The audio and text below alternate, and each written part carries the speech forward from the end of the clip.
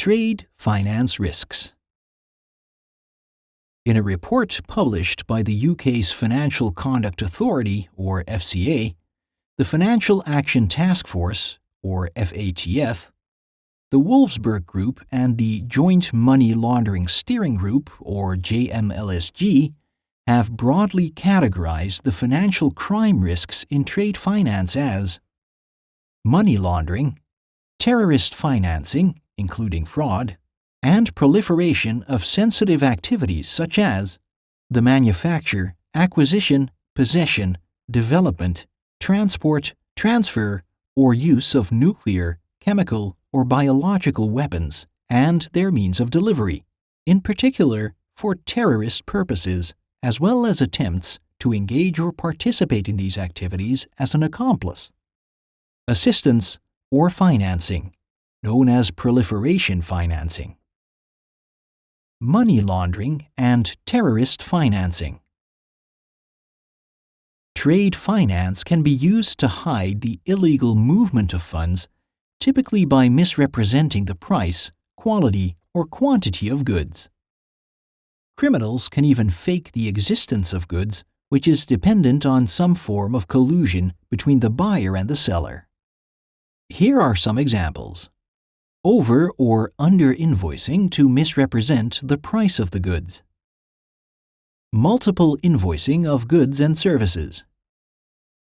Falsely described goods and services. Short or over shipping to misrepresent the quantity or quality of the goods, and a method called phantom shipping, where all documentation is completely falsified and there is no shipment of goods at all. Sanctions and proliferation financing. There are a variety of United Nations, regional and national sanctions regimes in place.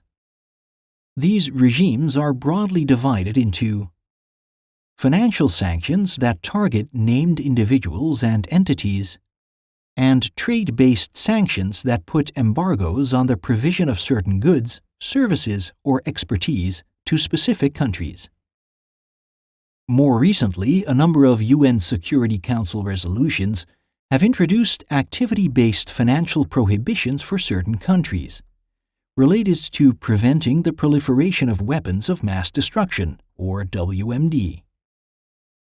According to the FCA, historically, the main risk in trade finance was fraud. But now the financial crime risk profile has changed to sanctions, money laundering, and WMD.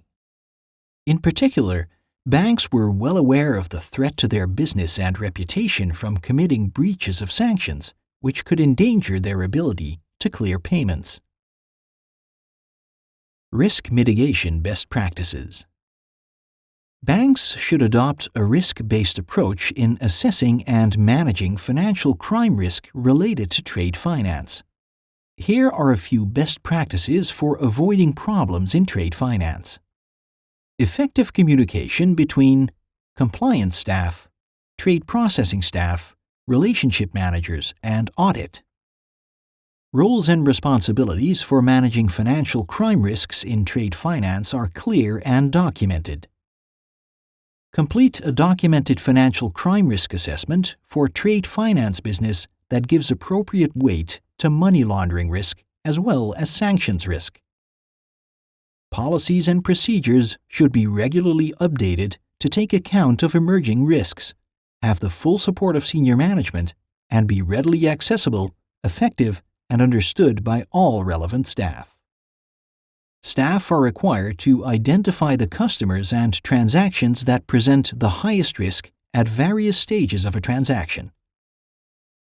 Quality training is one of the most important tools that banks can use to prevent and detect financial crime risks occurring in trade finance business.